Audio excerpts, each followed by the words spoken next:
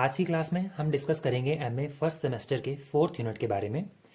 थोड़ा सा सिलेबस हमारा बचेगा, थोड़ा सा हम कंप्लीट करेंगे और थोड़ा सा कुछ क्वेश्चंस ऐसे हैं या फिर कुछ चैप्टर्स ऐसे हैं जिनके बारे में सिलेबस मटेरियल ज़्यादा अवेलेबल नहीं है, तो हम क्या करें।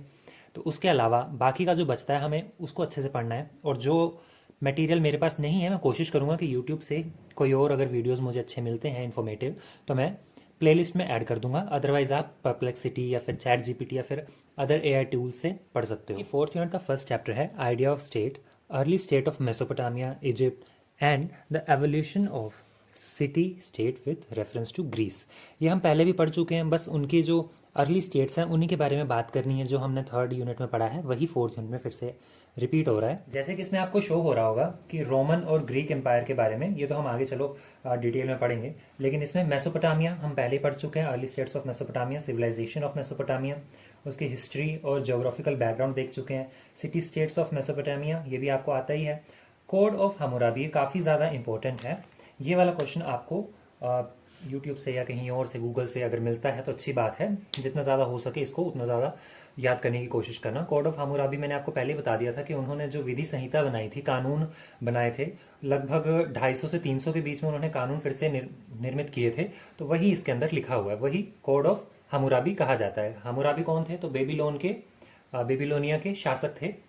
नेक्स्ट है Egypt, the gift of Nile. हम ये पहले पढ़ चुके हैं, जब इजिप्शियन सिविलाइजेशन के बारे में हमने पढ़ा था तो उसके बारे में पढ़ चुके हैं। उनके पॉलिटिकल स्ट्रक्चर के बारे में भी देख चुके हैं हम, फराहो यानी कि राजा, और फिर इजिप्शियन लॉज के बारे में भी देख चुके हैं हम, और ब्यूरोक्रेट्स भी उनके पढ़ चुके हैं।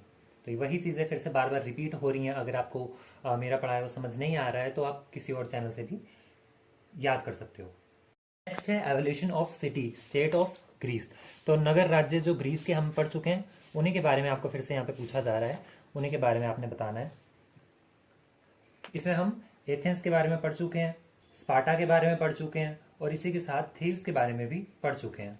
बस यही सिटी स्टेट्स हैं जो इंपॉर्टेंट है। इसके अलावा 1000 से भी ज़्यादा यहाँ पर सिटी स्टेट्स एग्जिस्ट करते थे, तो आप किन किन के बारे में ही जानोगे। इनके जो स्ट्रक्चर्स थे वो हम पहले ही पढ़ चुके हैं, तो वो आप बता सकते हो। इसी के साथ आपका ये चैप्टर खत्म होता है। फर्स्ट चैप्टर में इतना ही था 4th यूनिट के। चैप्टर से ज़्यादा कुछ पूछा नहीं जाता है, आप चाहो तो क्वेश्चन पेपर भी चेक कर सकते हो। जैसे कि मेरे पास एक क्वेश्चन पेपर है, इसमें लिखा हुआ मेसोपोटामिया और यूनान के नगर राज्यों के विकास के आरंभ कैसे हुआ, क्यों आरंभ हुआ, इसके बारे में बताइए। तो आप बता सकते हो, हम पहले ही पढ़ चुके हैं ये। इसके अलावा प्राचीन काल में दासों की दशा कैसी थी, या फिर रोमन अर्थव्यवस्था में उनका क्या महत्व था, इसके बारे में आपने बताना है, तो ये भी हम आगे पढ़ेंगे। नेक्स्ट दूसरा क्वेश्चन पेपर है मेरे पास, उसमें बताया हुआ कि मेसोपोटामिया के आरंभिक नगर राज्यों के बारे में आपने बताना है, उनके प्रारंभिक राज्य जो थे उनके बारे में।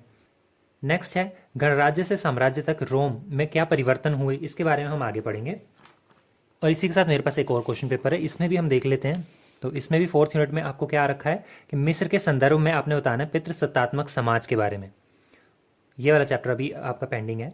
11th चैप्टर मतलब 4th यूनिट का जो 2nd चैप्टर है वो यही है। और लास्ट चैप्टर में फिर से आपको प्राचीन रोम की सामाजिक और आर्थिक स्थितियों के बारे में बताना है।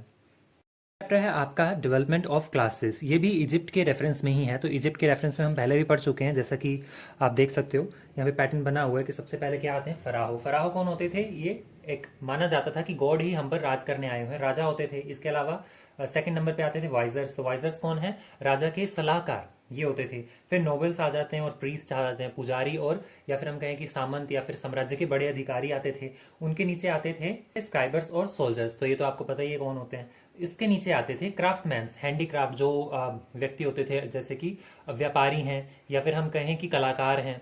कोई मृद भांड के बर्तन बना रहा है, कोई धातुओं के निर्माण से कोई चीज़ें बना रहा है, वस्तुएं बना रहा है, तो ये आते थे, ये होते थे क्राफ्टमैन। ठीक है, मेनली इसमें व्यापारी भी होते थे और इंडस्ट्रियल पर्सन्स होते थे जिनके खुद के पर्सनल उद्योग धंधे होते थे।